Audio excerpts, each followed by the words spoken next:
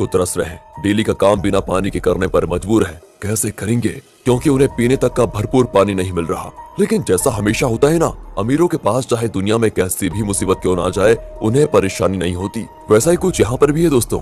बड़ी बड़ी private company ने जमीन के अंदर पानी निकालने के लिए मशीन लगा दी है, क्योंकि अभी भी कहीं कहीं ऐसी जगह है जहाँ जमीन के अंदर से पानी निकाला जा सकता है, और उन जमीनों से जितना भी पानी निकलता है उसे शहरों में सप्लाई कर दिया जाता है, जहाँ पर अमीर लोग रहते हैं। लेकिन गरीब लोग बेचारे गाँव में रहने पर मजबूर है। उन्हीं गरीब लोग में होम्स परिवार भी रहता है दोस्तों, जिसमें पिता अर्नेस्ट, माँ कैथरीन, बड़ी बेटी मैरी और छोटा बेटा जेरोम शामिल है। बड़ी मुश्किल से ये परिवार गांव में अपना गुजारा कर रहा था। अर्नेस्ट की काफी बड़ी जमीन भी थी, जिसमें उसके पिता खेती किया करते थे। लेकिन पानी की कमी होने की वजह से अर्नेस्ट खेती नहीं कर पा रहा है। उसने सरकार से भी बात की कि मेरी जमीन अभी भी फर्टाइल है, यानी कि पानी मिले तो इस पर फसल उगाई जा सकती है। लेकिन किसी को भी अर्नेस्ट की बात पर भरोसा नहीं है, इसलिए अर्नेस्ट खुद से ही जमीन खोद कर ट्राई करता है कि क्या पता उसकी किस्मत अच्छी हो, उसे पानी मिल जाए, जिससे उसका खेत फिर से हरा भरा हो जाएगा और फसल बेचकर वो पानी की कमी को भी अपने परिवार के लिए पूरा कर लेगा। दोस्तों, एक दिन की बात है कि अर्नेस्ट के खेत में जहाँ उसने पानी निकालने के लिए मशीन लगाई थी, वहाँ पर दो चोर आ जाते हैं जो उस मशीन को चुराने आए थे। अर्नेस्ट तुरंत ही गन लेकर वहाँ पहुँचता है, और चोरों को जैसे ही पता चलता है कि अर्नेस्ट यहाँ पर आ चुका है, वो लोग बहाना करने लगते हैं कि हम तो बहुत दूर से आए हैं, थोड़ा पानी मिल जाता तो आपकी मेहरबानी होती। पर दोस्तों, तभी वो चोर मौका देखकर अपने पास रखी गन निकाल लेते हैं ताकि अर्नेस्ट को शूट कर पाए। लेकिन अर्नेस्ट का पाला तो ऐसे चोरों से डेली पड़ता था, इसलिए वो तुरंत ही उनके शॉट करने से पहले ही गन चलाकर उन्हें वहीं पर ढेर कर देता है। देखा दोस्तों, ऐसा हाल हो गया है पानी के लिए कि एक दूसरे की जान लेने पे तुले हुए हैं लोग। अर्नेस्ट अपनी मशीन को चेक करने आता है, लेकिन बेचारे को पता चलता है कि यहाँ से जो थोड़ा बहुत पानी निकलता था वो भी खत्म हो चुका है। इसका मतलब कि अब उसे दूसरी जगह फिर से गड्ढा खोदकर मशीन लगानी होगी ताकि वहाँ से पानी निकाला जा सके। अर्नेस्ट अब जेरोम के साथ वाटरमैन के पास जाता है। दोस्तों, वाटरमैन ऐसे लोगों का ग्रुप है जो प्राइवेट कंपनी के लिए काम करते हैं, बड़ी बड़ी मशीनों को लगाना ताकि अंदर से पानी निकाला जा सके, और ये पानी शहर में सप्लाई किया जाता है। वैसे अर्नेस्ट इन लोगों को शराब या खाने पीने की चीजें डिलीवर करने का काम करता है। वो शहर से सारी चीजें अपने गधे पर लाद कर लेकर आता है और इन वाटरमैन को दे देता है। उन्हीं वाटरमैन में मैक्स नाम का एक आदमी भी शामिल है, जिससे अर्नेस्ट की थोड़ी अच्छी पहचान होती है। अर्नेस्ट मैक्स से कहता है कि देखो भाई, तुमने यहाँ बड़ी मशीन लगाने का काम शुरू कर दिया है। यहाँ से थोड़ी दूर मेरा खेत है जहाँ पानी आता था वैसे, लेकिन तुम्हारे यहाँ वो बड़ी मशीन लगाने की वजह से जो थोड़ा बहुत पानी मेरे खेत को मिलता था, अब वो भी बंद हो गया है। क्या तुम अपनी इन बड़ी मशीनों की लाइन दूसरी जगह नहीं लेकर जा सकते? मैक्स कहता है कि ये तो मेरा काम नहीं है, तुम्हें बात करनी है तो तुम हमारे बॉस से जाकर कर सकते हो। अर्नेस्ट को पता होता है कि बॉस तो उसकी सुनने वाला है नहीं,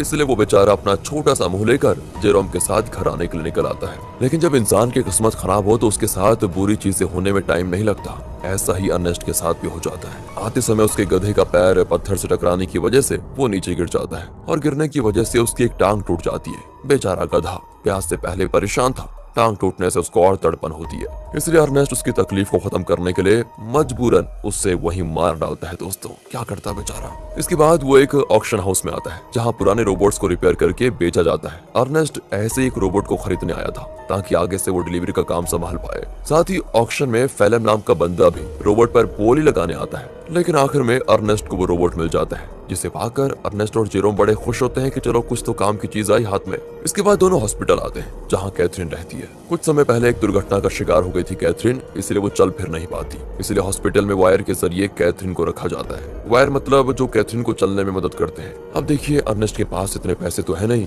कि वो वायर का सिस्टम खरीद कर घर लेकर आ पाए, इसीलिए वो और उसके परिवार के लोग हॉस्पिटल में ही कैथरीन से मिलने आया जाया करते हैं। अब हॉस्पिटल के बाहर अर्नेस्ट की मुलाकात रॉबी नाम के बंदे से होती है, जो अर्नेस्ट का बढ़िया दोस्त है, काफी ज्यादा करीबी है। उसके पास तो रहने के लिए घर तक भी नहीं है, साथ ही वो दिमाग से भी थोड़ा कमजोर है, इसलिए अर्नेस्ट उसके पास जो थोड़ा बहुत पानी होता है वो रॉबी और उसके परिवार को दे देता है, क्योंकि भले अर्नेस्ट के पास भी पानी की कमी है, लेकिन बंदे का दिल बहुत बढ़िया है यार। अब वहाँ से अर्नेस्ट जैसे ही घर आता है ना, उसके पास फेलम पहुँच जाता है, जो उससे कहता है कि मुझे तुम्हारा रोबोट चाहिए, कुछ जरूरी काम है। अर्नेस्ट को पता था कि फेलम एक नंबर का बदमाश आदमी है, वो रोबोट वापस करने में नाटक करेगा, इसलिए दोस्तों अर्नेस्ट रोबोट देने से साफ मना कर देता है। साथ ही दोस्तों मैं आपको बता दूं कि फेलम और अर्नेस्ट की बेटी मैरी का एक दूसरे के साथ चक्कर चल रहा है। अर्नेस्ट ने कई बार मैरी को समझाया कि वो फेलम से दूर रहे, वो अच्छा इंसान नहीं है, लेकिन मैरी है कि सुनने को तैयार ही नहीं होती। फेलम की वजह से वो तो अपने पिता से भी नफरत करने लगी है। बताओ दोस्तों, माँ बाप कभी गलत होते हैं क्या? जो बच्चे माँ बाप की बात नहीं मानते उनके साथ तो बुरा होता ही है। कहीं मैरी के साथ भी कुछ बुरा ना हो जाए। खैर आगे देखते हैं। अगले सीन में अर्नेस्ट एक और जगह गड्ढा खोद रहा होता है, इस उम्मीद में कि शायद वहाँ से कुछ पानी निकल जाए,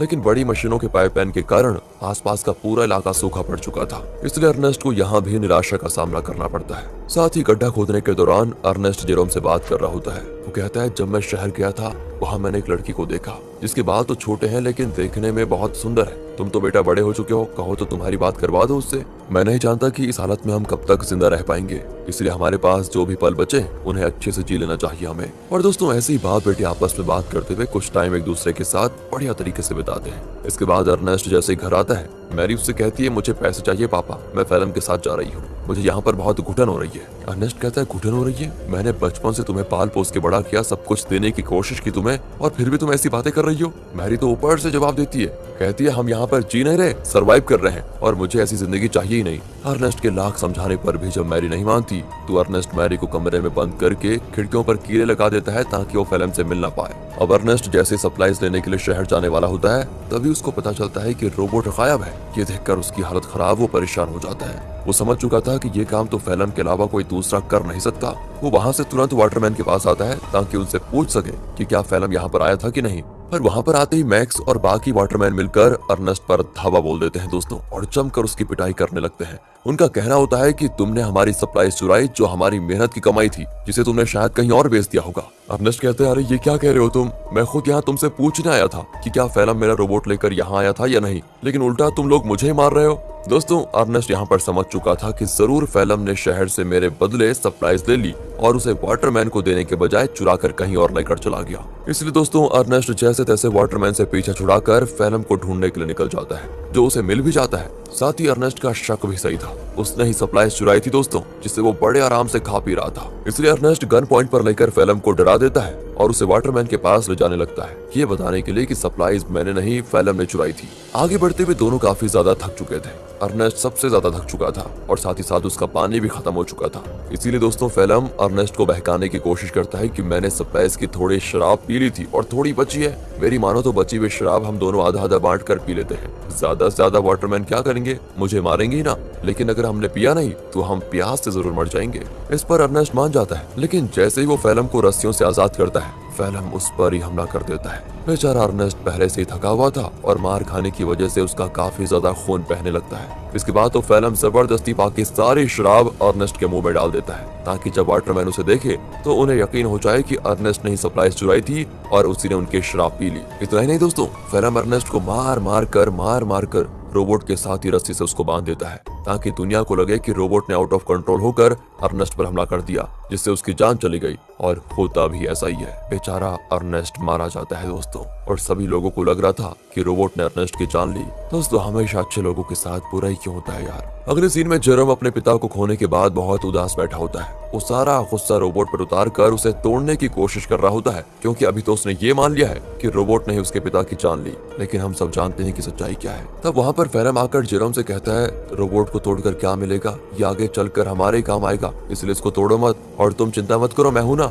मैं तुम्हारे परिवार को संभाल लूंगा, तुम्हारे और मैरी का अच्छे से ख्याल भी रखूंगा। पता हो दोस्तों, कातिल मसीहा बनने की कोशिश कर रहा है। अगले सीन में दिखाते हैं कि फेलम मैक्स के पास आकर कहता है, मुझे पानी की एक पाइपलाइन चाहिए ताकि उसकी मदद से मैं अर्नेस्ट की जमीन पर खेती कर सकूं। मैक्स कहता है, मैं क्या तुम्हारा कोई नौकर हूं, जो तुम कहोगे और मैं कर दूंगा। तो फेलम उससे कहता है कि अच्छा, तुम्हें मानना पड़ेगा दोस्त, मानना पड़ेगा। वो दोस्तों उसका चाकू दिखाते हुए कहता है, ये चाकू तो याद है ना तुम्हें, उस दिन जब सप्लाईज लेकर तुम लोगों ने अर्नेस्ट पर हमला किया था, तब ये चाकू अर्नेस्ट ने तुमसे ले लिया था और मुझे ये चाकू उसकी बॉडी के पास मिला जिसमें तुम्हारा नाम लिखा हुआ है। सभी जानते हैं कि मरने से एक रात पहले सप्लाईज लेकर तुम्हारी और उसकी लड़ाई हुई थी। तो मैं क्या सोच रहा था कि मैं जाकर सभी को ये बात बता देता हूँ कि लड़ाई के दौरान तो मैक्स अर्नेस्ट को नहीं मार पाया, लेकिन अगले दिन जब उसे मौका मिला तो उसने अर्नेस्ट को मार दिया और आरोप डाल दिया रोबोट पर। यह सुनकर मैक्स घबरा जाता है और फेलम की बात मानते हुए कंपनी से छुपाकर एक सीक्रेट पाइपलाइन अर्नेस्ट के खेत में चालू करवा देता है, जिससे दोस्तों खेत को पानी मिलना शुरू हो जाता है।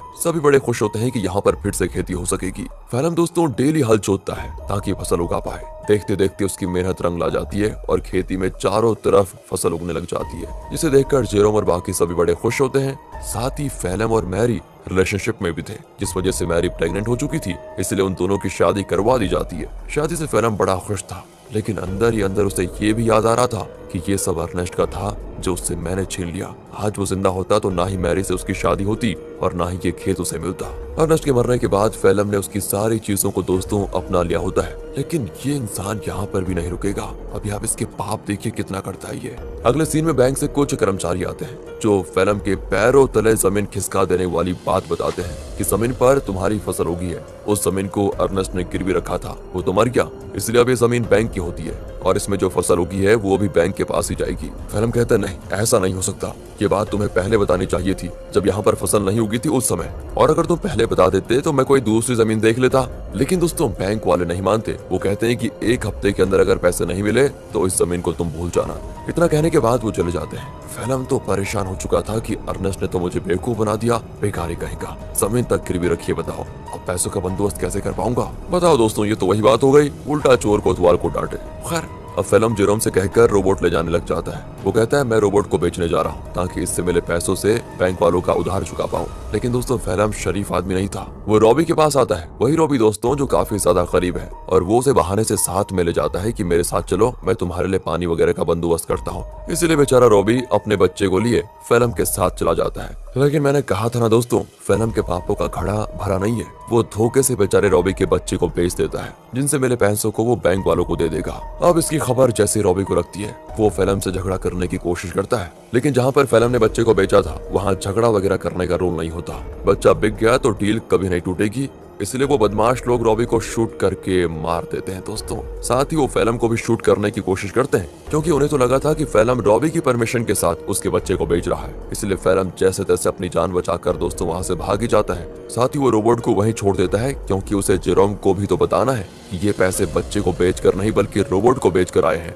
क्या कहें दोस्तों, कितना बुरा आदमी है यार फेलम। तभी तो दोस्तों अर्नेस्ट अपनी बेटी मैरी को मना कर रहा था इसके साथ रहने के लिए। अगले सीन में बैंक को पैसा देने की वजह से जमीन फिर से फेलम की हो जाती है, तो वहीं रोबोट आगे बढ़ते हुए अपने ओरिजिनल ओनर के पास जाने के लिए निकल पड़ता है, क्योंकि जब वो बदमाश लोग फेलम और रॉबी को शूट कर रहे थे तो कुछ गोली रोबोट को भी लग गई थी, जिससे हुआ ये कि रोबोट की डिफॉल्ट सेटिंग ऑन हो गई और इसीलिए वो अपने ओरिजिनल ओनर के पास जा रहा है जो कि शहर में रहता है और ओनर का नाम है केल्विन। वो जैसे उस रोबोट को देखता है तो बिल्कुल हैरान हो जाता है कि ये किसका रोबोट घूमकर वापस मेरे पास आ गया। उस रोबोट पर दोस्तों अर्नेस्ट का नाम लिखा हुआ था, इसलिए केल्विन रेडियो के जरिए अर्नेस्ट से संपर्क करने की कोशिश करता है ताकि वो आगे आए और अपने रोबोट को वापस लेकर जाए। जेरोम तो जैसे ही रेडियो को ऑन करता है तो बिल्कुल हैरान हो जाता है कि फेलम ने तो कहा था कि उसने रोबोट को बेच दिया, अब ये केल्विन बता रहा है कि रोबोट उसके पास है। इसलिए दोस्तों वो डिसाइड करता है कि अगर केल्विन रोबोट वापस देना चाहता है तो कोई नहीं, ये तो बहुत अच्छी बात है, मैं जाकर उसको ले लेता हूँ। अगले सीन में जेरोम को रॉबी की पत्नी दिखाई देती है, जो रॉबी और उसके बच्चे के वापस न आने पर सदमे में जा चुकी थी।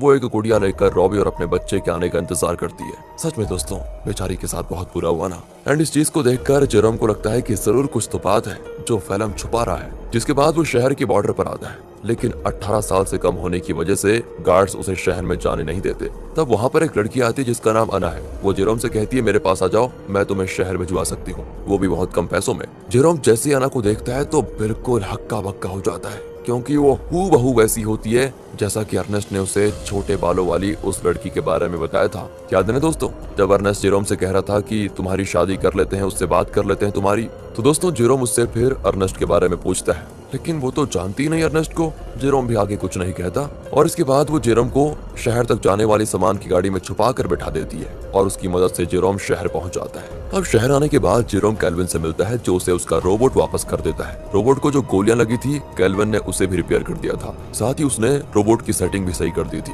तब जेरोम जैसे ही रोबोट को ध्यान से देखता है तो पता चलता है कि इसमें तो कैमरा लगा हुआ है जो कि लेजर बीम की मदद से वीडियो रिकॉर्ड करता है। वीडियो साफ रिकॉर्ड तो नहीं होता, लेकिन इतनी क्लियर जरूर होती है कि उसे देखा जा सके। और तब उन वीडियोस में जेरोम को उसके अर्नेस्ट के साथ बिताए हुए पल दिखाई देते हैं जिन्हें रोबोट ने रिकॉर्ड कर लिया था। उन्हीं वीडियो में दोस्तों वो वीडियो भी होती है जब फेलम अर्नेस्ट को मार रहा था और रस्सी से बांधकर उसे रोबोट के साथ जोड़ दिया था। इस चीज को देखकर जेरोम को एकदम से सदमा लगता है। उसे सच्चाई का पता चल चुका था कि उसके पिता का मरना कोई एक्सीडेंट नहीं था, बल्कि फेलम की सोची समझी साजिश थी। इसलिए वो रोबोट को लेकर वापस घर आ जाता है और आते ही फेलम को ये नहीं बताता कि उसको सब कुछ पता चल गया है, क्योंकि अगर मैरी को मालूम पड़ा कि ये सब फेलम ने किया तो वो तो सदमा बर्दाश्त नहीं कर पाएगी। ऊपर से वो प्रेग्नेंट भी है। इसीलिए जेरोम एक प्लान बनाता है वो फिल्म से कहता है कि मैंने रेडियो पर सुना कि रॉबी तुम्हें बुला रहा है। अब ये सुनकर फिल्म परेशान कि रॉबी तो मर चुका है, ये कौन सा रॉबी बुला रहा है। इसलिए वो कहता है कि शायद वो कोई दूसरा फिल्म होगा जिसके लिए वो रॉबी बोल रहा है। अब प्लान फेल होता देखकर जेरोम एक लेटर लिखता है फिल्म को,